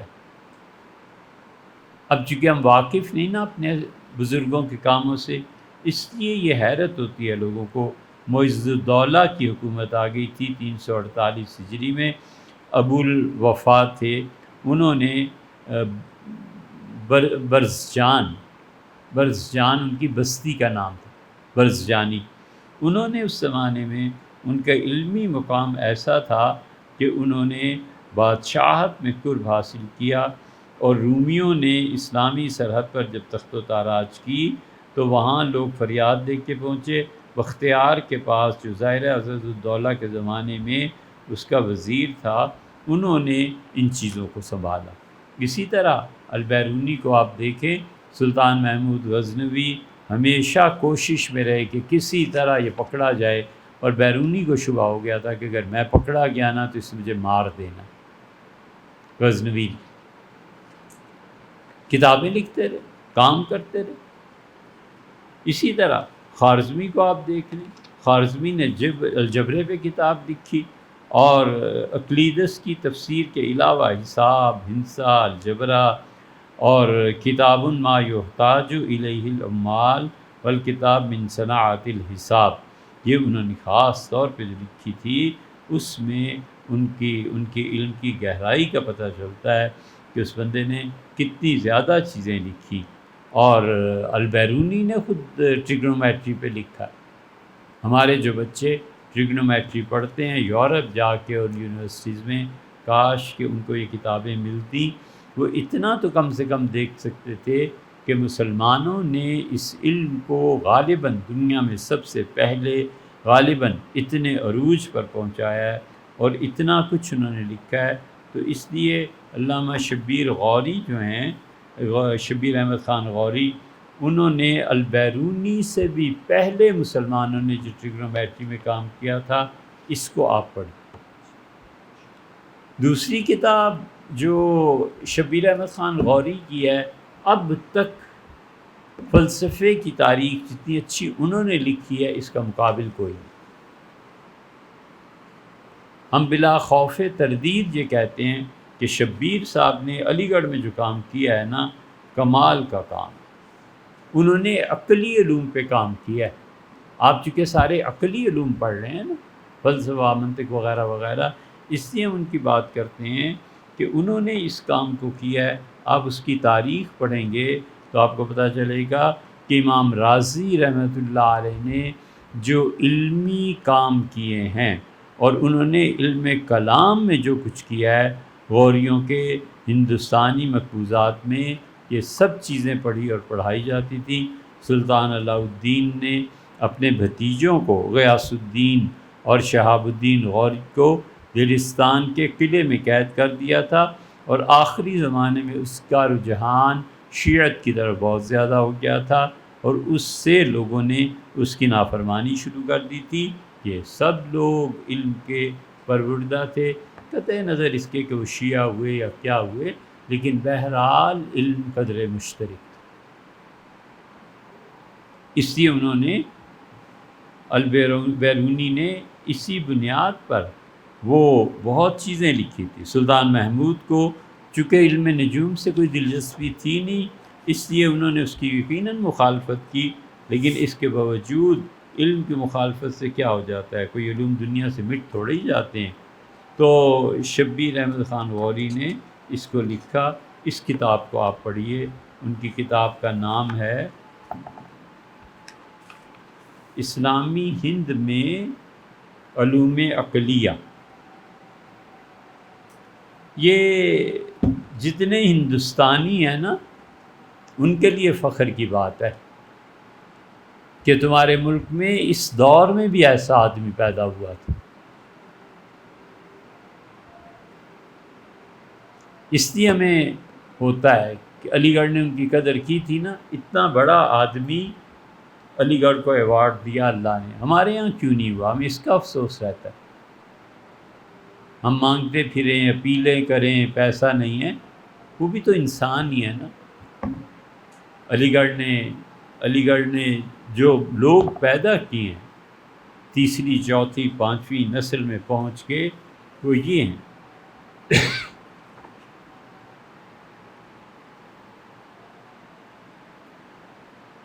شبیر احمد خان غوری صاحب نے ایک جائزہ لکھا ہے منطق اور فلسفے کا، اسلامی منطق اور فلسفہ، یہ لکھ لو۔ یہ ساری کتابیں جن کا نام لے رہے ہیں، 8-9 کتابیں، یہ سب اپنے طور پہ پڑھنا، چھٹیاں یہ کتابیں پڑھنا، ٹھیک ہے؟ انٹرنیٹ پہ بھی یہ پورا سیٹ نہیں ملے گا۔ اللہ کا شکر ہے، ہم علی گڑھ گئے تھے تو وہاں سے خرید لائے تھے، بہت مشکل پیش آئی اور ایئرپورٹ پہ روک لیا لکھنؤ۔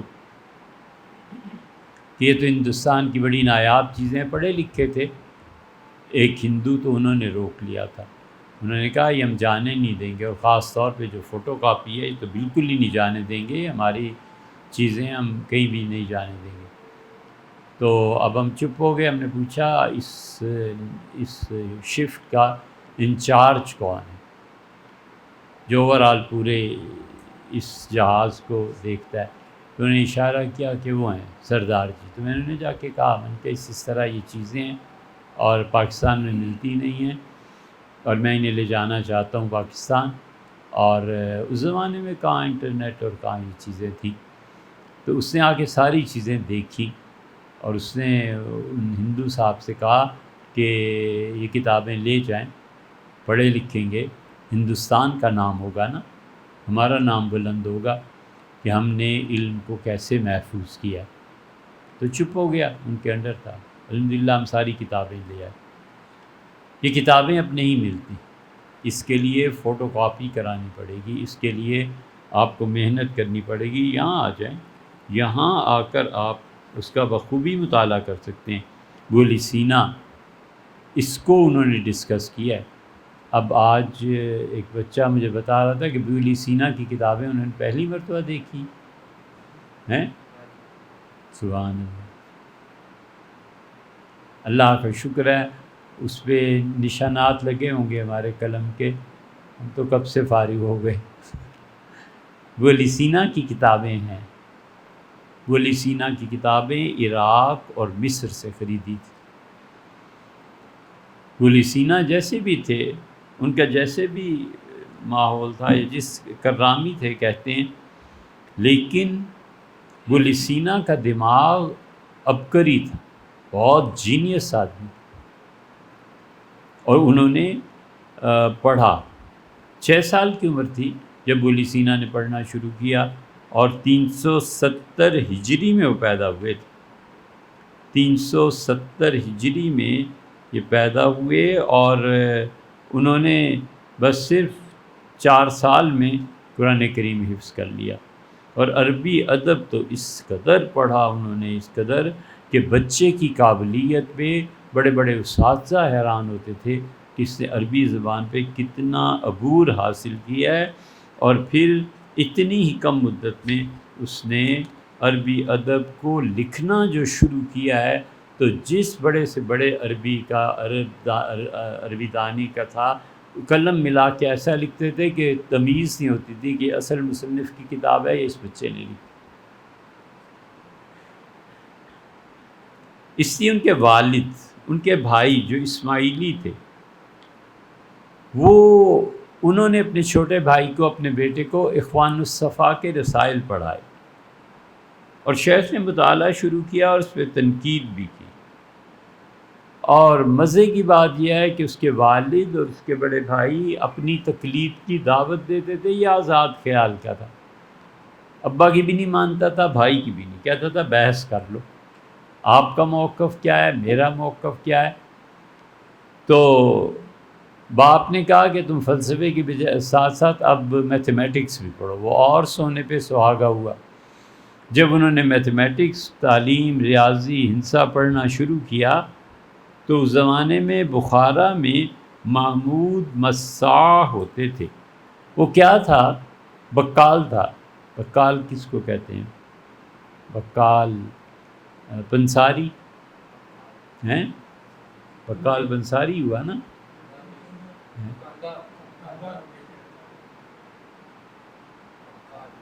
بقال سبزی جو بیچتا ہے، جی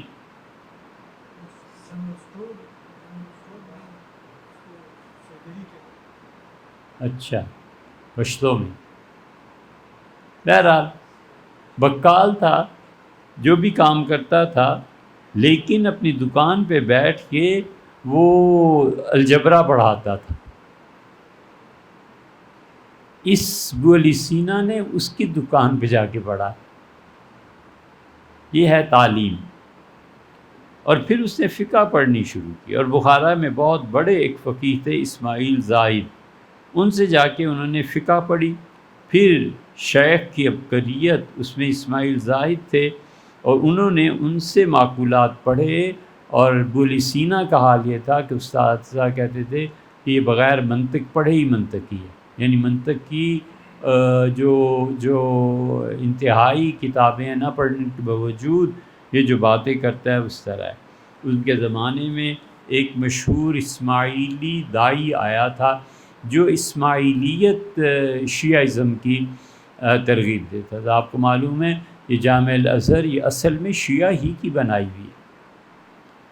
یہ تو پھر جب حکومت سنیوں کی آئی تو انہوں نے لے لی، شیعہ کی آئی تو انہوں نے لے لی، فاطمیوں نے بنائی۔ ابو سینا کے زمانے میں ایک دائی تھا ابو عبداللہ ناتلی، وہ بخارا آیا تھا، اور شیخ کے والد نے اسے اپنا مہمان بنا لی، کیونکہ وہ کٹر اسماعیلی تھے۔ ہمارے یہاں بھی اسماعیلی پائے جاتے ہیں نا، یہ وہ خاندان اور نسل تھی۔ اور شیخ نے دائی ابو عبداللہ سے عیسیٰ غوجی شروع کی تھی، سغوجی تو آپ میں سے ہر ایک نے پڑھی ہوگی، بچوں کی جیسے کہتے ہیں مثال ہے۔ ایساغوجی اس نے اس سے پڑھنی شروع کی، پھر منطق کے بعد ہنسا، اور پھر اقلیدس، مختلف تلفظات ہیں نا، اقلیدس بھی ہے، اقلدیس بھی ہے، وغیرہ وغیرہ جو بھی ہیں، لیکن اقلیدس کے مقالے کی 6 شکلیں اس نے پڑھیں اور اس کے بعد ختم کر لیا، اور اس نے کہا کہ میرے استاد ابو عبداللہ میرے لیے بس کافی ہے، 6 شکلیں پڑھ لی ہیں نا، باقی میں خود ہی حل کر دوں۔ اتنا ذہین بچہ تھا۔ پھر اس نے متوسطات پڑھنا شروع کی، پھر اس کے بعد اس نے خود ہی اپنے مطالعے سے ہیئت میں مجستی جس کا ذکر کیا ہے، حالی نے بھی ذکر کیا ہے، حالی نے اپنی مسدس میں کہا ہے کہ کہاں وہ عروج جب ہم مجستی پڑھتے تھے، تو مجستی اور پھر اشکال، اور پھر اس کے بعد اس نے فزکس پڑھنا شروع کی جسے ہم کہتے ہیں طبیعیات، اور فزکس میں اس نے جرجانیہ کا سفر کیا، اور جرجانیہ میں جا کر اس نے فزکس پہ جتنا کام کیا ہے بغیر کسی استاد کے کیا ہے۔ پھر اسے ہوا شوق کہ یہ کچھ پڑھ لیا، اب طب بھی پڑھتے ہیں۔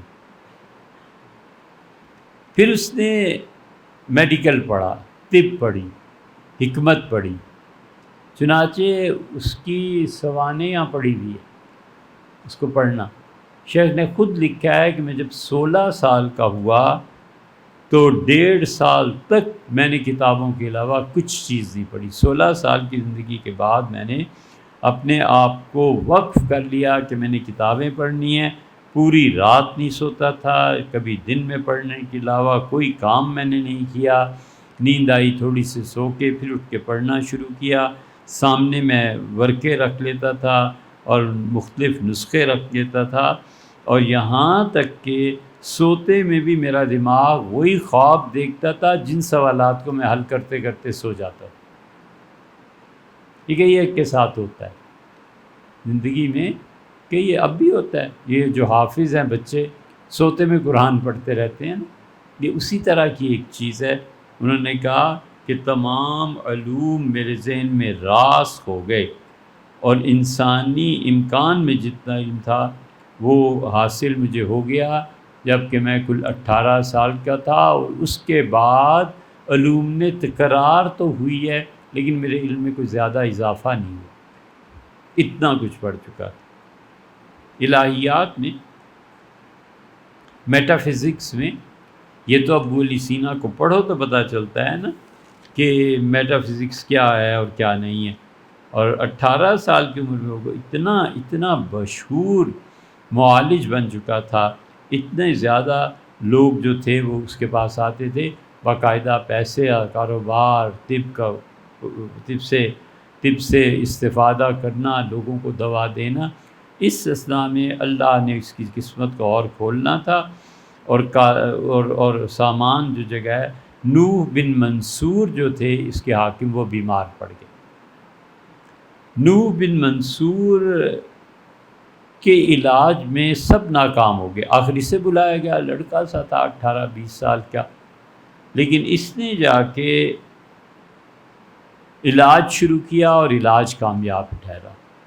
کولنچ کا مرض ہو گیا تھا شاید امیر کو، یا گردے کی کوئی تکلیف ہو گئی تھی، دیکھ لینا کتابوں میں، اور جب اس صحت یاب ہوا، اس نہایا اور طبیب کو بلایا، اور اس کا کیا مانگتا ہے، اس کا بخارا کا کتب خانہ میرے لیے کھول دے، بس میں وہیں رہوں اور لوگ مقرر کر دیں، میں وہیں کھانا کھاؤں، پڑھوں، جب چاہوں سو جاؤں، جو جی چاہے میرا پیوں، تو اس کو کہ مجھے اجازت دے دیں۔ یہ کتب خانہ تھا اور ابو علی سینا کے علم کی آخری منزل تھی۔ انہوں نے وہاں پر اپنے لیے علم، 18 سال کے تھے تقریباً، یا 20 سال کے جب وہ گئے، اور وہ اتنے پختہ ہو گئے تھے کہ انہوں نے کہا 3 سال میں مزید بخارا میرا، اور ایک دن کے لیے کوئی سرکاری ملازمت نہیں کی، اور میں مشرقی سرحد پر ملتان میں جو کرامتا کا زور ہو گیا تھا، ہمارا اپنا ملتان، تو دوسرا گڑھ خوارزم تھا، ماوراء النہر اور خراسان کی سیاست پہ بھی ان کا اثر تھا کرامتا کا، اور بولی سینا ان دنوں میں بخارا سے وہ خوارزم پہنچے، اور خوارزم جو تھا وہ اسماعیلیوں کا مرکز تھا۔ خوارزم میں یا اسماعیلی گزرے ہیں یا حنفی گزرے ہیں۔ میں نہایت علم توقید کی ایک بات نہایت باریک آپ سے کرتا ہوں۔ اگر آپ نے ٹائم کو پڑھا ہے نا، ٹائم ٹریولنگ کیسے ہوتی ہے، ٹائم کی حقیقت کیا ہے، وقت کی گہرائی میں کیسے جا سکتا ہے۔ ہمارے ابن عربی رحمۃ اللہ علیہ ٹائم کو نہیں مانتے، ان کو پڑھنا فتوحات کو اور فصوص کو۔ ٹائم میں حضرت قاسم نانوتوی رحمۃ اللہ علیہ نے ایک اور تحقیق لکھی ہے ٹائم کے بارے میں۔ خوارزمی ہمارے جو فقہا تھے نا، انہوں نے جو تصور پیش کیا ہے،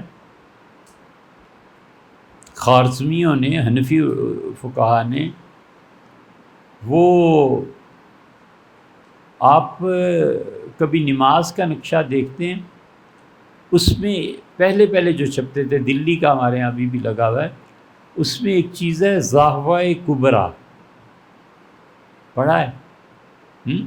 ہاں پڑھا ہے تو بس کافی ہے۔ زاہوہ کبریٰ جو ہے نا، یہ کوئی 44 45 46 اتنے منٹس کا ہوتا ہے، اور شامی رحمۃ اللہ علیہ نے کہا ہے، لکھا ہے، اس زاہوہ کبریٰ کے وقت میں نفل پڑھنے جائز نہیں ہے۔ یہ ہم لوگوں نے اب دیوبندی بریلوی مسلک بنا لیا ہے، کیونکہ ٹائم کو اتنی ڈیپتھ میں مفتیوں کو پڑھنا چاہیے تھا، وہ اب ہے نہیں۔ پوری عزت، پورے احترام کے ساتھ حضرت یوسف لدھیانوی صاحب رحمۃ اللہ علیہ اور موجودہ لوگوں میں اللہ سلامت رکھے حضرت تقی عثمانی صاحب، انہوں نے زاہوہ کبریٰ کو نہ پڑھا ہے، نہ اس کے بارے میں انہوں نے کچھ لکھا ہے، اور جو فتویٰ دیا ہے وہ فتویٰ بھی ٹھیک نہیں۔ مفتی عزیز الرحمن صاحب رحمۃ اللہ علیہ دیوبند کے بڑے مفتی اور بڑے کامل اولیاء کرام میں سے تھے، لیکن حضرت نے ٹائم کو نہیں پڑھا تھا، اس لیے جو فتویٰ حضرت نے زاہوہ کبریٰ کے بارے میں دیا ہے وہ درست نہیں ہے۔ زاہوہ کبریٰ کے قائل یہ سارے ہیں، شامی بھی، ہم بھی۔ وہ کہتے ہیں زوال سے کوئی 45 منٹ پہلے زاہوہ کبریٰ ہے، اس میں نفل نہیں پڑھنے۔ اسی لیے خوارزمیوں نے پہلی مرتبہ یہ نظریہ پیش کیا تھا، اور اللہ نے امت میں اس کو قبولیت دی، اور اب تک مسئلہ یہی ہے کہ کوئی بھی دن ہو، جمعہ کا ہو یا کوئی اور ہو، زوال کے وقت سے تقریباً 1 گھنٹہ پہلے کسی بھی ایسی عبادت سے رک جانا چاہیے جس میں سجدہ ہوتا ہے، کیونکہ خوارزم ہم خود بھی گئے تھے دیکھنے کے لیے وہاں، کیونکہ وہ رصدگاہ انہوں نے بنائی تھی نا، تو خوارزم کی رصدگاہیں دنیا میں مشہور تھی۔ دلی میں رصدگاہ ہم نے دیکھی، وہ بھی دنیا میں مشہور تھی، اور جے پور میں دیکھی، راجہ وہ کیا تھے، سر سید کے سسر، جہانگیر کے جو سسر تھے، ہیں مان سنگھ، کیا بات ہے، مان سنگھ یہاں اسلام آباد آئے تھے، سید پور گاؤں میں۔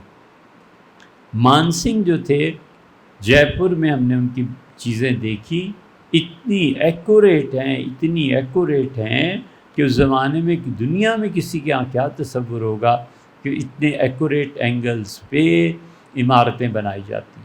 انڈیا بھرا پڑا ہے یار ان چیزوں سے۔ تہذیبیں تھیں نا، حیدرآبادیوں کی تہذیب الگ تھی، لکھنؤ والوں کی تہذیب الگ تھی، دلی کی تہذیب الگ تھی، کلکتہ کی تہذیب الگ تھی، سی پی اور یو پی کی اپنی اپنی چیزیں تھیں، اور ترقی پائی ہوئی قومیں تھیں۔ راجہ مان سنگھ نے وہاں جو آبزرویٹری بنائی اس کو دیکھنے گئے تھے، اٹلی نے چاہا کہ اس کی صرف تصویریں لے لے، انڈین گورنمنٹ نے اجازت نہیں دی، اور مان سنگھ کو ہمارے ہاں ڈراموں میں اتنی بری طرح دکھایا گیا ہے، ظاہر ہے کہ جاہل آدمی کو ہیرا مل جائے تو وہ اس میں سوراخ کر کے اپنے گدھے کی گردن میں لٹکا دے گا، اسے کیا پتہ کہ یہ ہیرا ہے یا کیا ہے۔ راجہ مان سنگھ نے وہاں بنوائی تھی، خوارزم میں مسلمانوں نے بنوائی تھی۔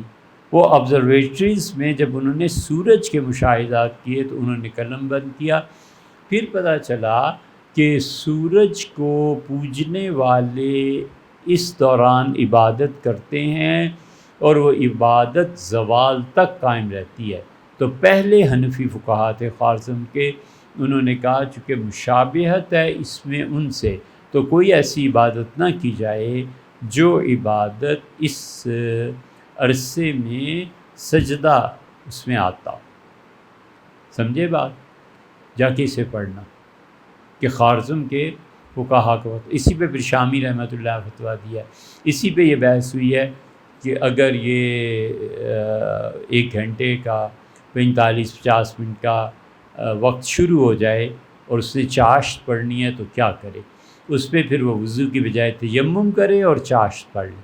یہ ساری مباحث خوارزم کے گرد گھومتی ہیں، اور خوارزم میں گیا تھا یہ، اور خوارزم ویسے بھی اسماعیلیوں کا مرکز بن گیا تھا، تو وہاں پر اس نے وہاں کے بڑے یہ وزیر تھے ابو الحسین ساحلی، ان سے اس علم کو حاصل کیا تھا، اور ایسے ایسے فاضل لوگ اس کے زمانے میں جمع ہو گئے تھے، جیسے ابو ریحان البیرونی وہاں تشریف لے گئے تھے، ابو نصر عراق سے تھے، ابو سہل تھے، ابو الخیر تھے۔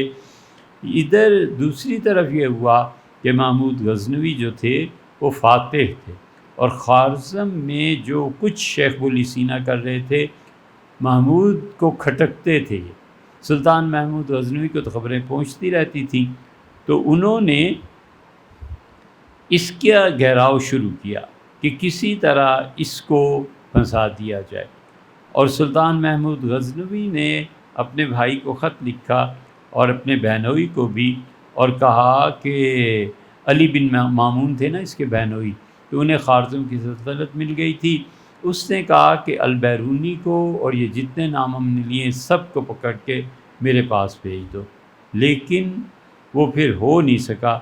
وہاں پر اتنی زیادہ ان کی مخبری جب ہوئی تو انہیں پتہ چل گیا اور یہ بھاگ گئے وہاں سے، اس لیے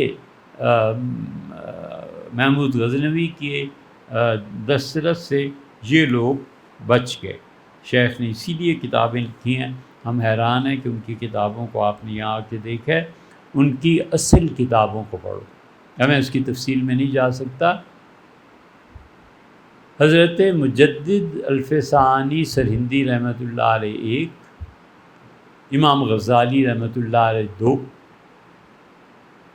سید انور شاہ صاحب کشمیری رحمۃ اللہ علیہ 3، ان تینوں حضرات نے، ان کے پاؤں کی مٹی ملے تو ہمارے سر کا تاج۔ لیکن بچوں یہ علم کی دنیا ہے، انہوں نے تینوں نے ابو علی سینا کو کافر لکھا ہے۔ ابو علی سینا کے کفر پہ تینوں حضرات کا فتویٰ، امام غزالی، حضرت مجدد اور انور شاہ صاحب رحمہم اللہ، یہ فتویٰ قابل غور ہے۔ ہمیں شبہ ہوا کہ ابو علی سینا جیسا آدمی یہ نہیں کہہ سکتا، اس کی اصل تلاش کرنی چاہیے۔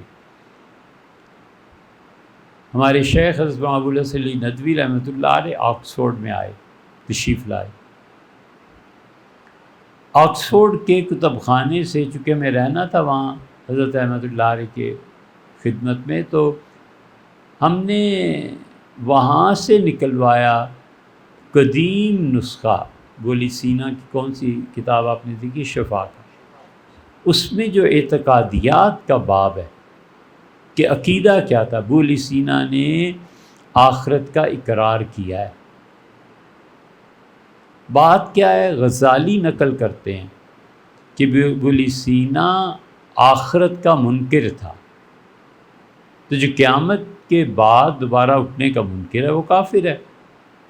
اس بنیاد کو حضرت مجدد الفسانی رحمۃ اللہ علیہ بھی لے لیا، پھر انور شاہ صاحب رحمۃ اللہ علیہ لے کر سمجھ میں آیا نہیں، کہ اتنی بڑی ہستی علم کلام کی اور قرآن کا حافظ یہ کیسے ہو گیا؟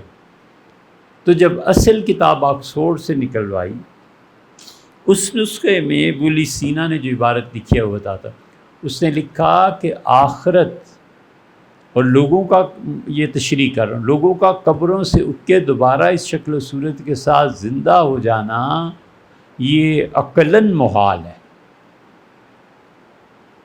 بحث کر رہا ہے کہ کون کون سے عقیدے عقل میں آتے ہیں، کہتا ہے عقل میں نہیں آتا کہ یہ ہوگا، ہاں شرعاً درست ہے، یعنی اتباع نبوت میں درست ہے لیکن اتباع عقل میں ٹھیک نہیں۔ بہت خوشی ہوئی کہ دیکھو اس نے یہ جو ہمارا اہل سنہ کا بھی مسلک ہے اسی کے مطابق لکھی۔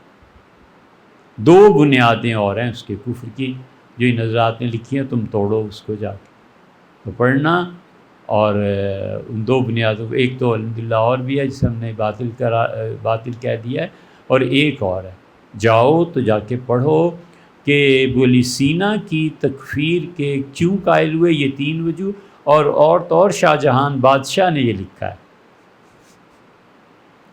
اس سے پتہ چلتا ہے کہ شاہ جہان کو کتنا علم تھا۔ شاہ جہان کو ایران والوں نے، یہ وزیر اعظم کو، سعد اللہ وزیر اعظم سے، سعد اللہ تمہارے علاقے کا تھا یار، باجوڑ کا ہیں، بنیر کا، یہ صحیح کہہ رہے، سعد اللہ جو تھے بنیر کے تھے۔ بنیر کی زمین نے بھی ایسے ہیرے جنم دیے، پتہ نہیں اب یہ مائیں کہاں گئی ہیں، اب کیوں نہیں ہوتا؟ اب بڑا زبردست آدمی، جہاں یعنی اورنگزیب عالمگیر رحمۃ اللہ علیہ اور شاہ جہان دونوں بادشاہوں کا نور نظر تھا۔ تو سعد اللہ کو ایران کے وزیر اعظم نے چیلنج کیا تھا کہ اس کا جواب دو۔ شاہ جہان بہت غصے، وہ پوری ایک تفصیل ہے، چھوڑو اس کو، وقت بہت زیادہ ہو گیا ہے، لیکن جا کے پڑھو تو تمہیں پتہ چلے گا کہ بادشاہوں کی خط و کتابت کیا ہوتی تھی، اور بادشاہ مغل خاص طور پہ کتنے پڑھے لکھے تھے۔ فلسفے کا تو خیر بادشاہ تھا، کوئی آدمی دوسرا نہیں ملے گا جو شاہ جہان سے زیادہ فلسفے کو، ان چیزوں کو پڑھا۔ الہیات میں اورنگزیب سے بڑا آدمی کوئی نہیں۔ یہ فتاوی عالمگیری جو مرتب کرائی ہے اور سنا ہے خود، اس فتاوی عالمگیری کی، یہ تمہیں اور 2-4 سال میں شاید کام آئے، یہ اب جزیہ جو بیان کرنے لگا ہوں، فتاوی عالمگیری کی کتاب الکراہیہ نکالنا۔ کتاب الکراہیہ میں، فتاوی عالمگیری میں، اس وقت کے 500 سے زیادہ جید علماء نے کہا کہ اگر ممکن ہو تو ہمارے زمانے میں اولاد زیادہ نہیں ہونی چاہیے۔ یہ پٹھانوں کے لیے بھی ایک سبق ہے۔ ہاں ہنستے ہو، انہوں نے لکھا، یہ لکھ رہے ہیں کب، 1680-90 میں، کہتے ہیں اب معاشرہ اور سوسائٹی ایسی نہیں رہی کہ جہاں بچوں کی تربیت کی جا سکے۔ اور اپنی پستی کا بھی حال بتاؤں، جتنا ایوب خان وغیرہ کے زمانے میں، حتیٰ کہ اب عمران خان نے کانفرنس بلائی کہ پاکستان کی آبادی کو کیسے کنٹرول کیا جائے، سارا لٹریچر پڑھ لو، سارا، ایک آدمی نہیں جس نے یہ حوالہ دیا جو آپ کو کہہ رہا ہوں۔ پڑھتے کہاں ہیں؟ مفتی پڑھیں تو پھر پتہ چلے نا۔ یہاں عمران خان نے بلائی کانفرنس، اور مولانا طارق جمیل صاحب کو خاص طور پہ، سارے وہی حدیثیں پڑھتے رہے کہ حضور صلی اللہ علیہ وسلم فرمایا اس سے شادی کرو جہاں اولاد پیدا ہوتی ہو، زوج الودود ایسے ہیں۔ ہاں یہ تو تمہیں یاد ہی ہوگی، صبح و شام 33 مرتبہ پڑھتے ہوگے۔ حیران تھے ہم ان کو سن کے کہ یہ مولوی ہیں جو ملک کی تقدیر بدلنے کے لیے اور ملک کو صحیح راہ دکھانے کے لیے یہ ہیں۔ کیا عالمگیری میں اب بھی جا کے دیکھو کتاب الکراہیہ میں، نہ ملے یہ جزیہ جو چور کی سزا ہماری۔ یہ کیا ہے سب؟ یہ جہالت کے نتیجے ہیں بچوں، اس لیے اس کو پڑھو۔ جہانگیر کمال کا آدمی تھا شکاریات میں، فلاں جانور مارا ہے، اس کو اس علاقے میں یہ کہتے ہیں، اتنے فٹ اتنے انچ اس کا جو بھی اس وقت کے پیمانے تھے قد ہے، میں نے اس کا پتا کھلوایا ہے، پتے میں یہ خوراک پائی گئی ہے۔ اور اس کا باپ اکبر، کیا کہنے، مغل اعظم، اور اس کا باپ ہمایوں کو کمال حاصل تھا کہ وہ ستاروں کا علم رکھتا تھا، پیمائشیں کرواتا تھا کہ زہرہ، چاند، سورج، ان کی درمیانی مسافتیں کتنی ہیں، ان پہ کیسے پہنچا جا سکتا ہے۔ اور بابر کے تو خیر کہہ نہیں کیا، بابر کی تفسیر آپ نے دیکھی ہے قرآن کریم کی؟ یا تمہیں یہی پتا ہے کہ بابر شرابی تھا اور پانی پت کے میدان میں توبہ کر لی تھی؟ کس دنیا میں تم رہتے ہو؟ بابر بادشاہ نے نظر مانی کہ اللہ مجھے اس بخار سے، بہت شدید بخار، مجھے شفا دے، تو میں حضرت خواجہ عبید اللہ احرار رحمۃ اللہ علیہ جو نقش بندیوں کے پیشوا تھے، بڑے امام تھے، حضرت کی جو رباعیات ہیں اس کی شرح لکھوں گا۔ اور جب بابر بادشاہ کو صحت اللہ نے دی تو اس نے رباعیات کی شرح لکھی۔ یہ وہ لوگ تھے جنہیں ہمارے لوگ گمراہ اور پتہ نہیں کیا کیا کہتے ہیں اور باز نہیں آتے، یہ تو خیر ایک الگ موضوع ہے۔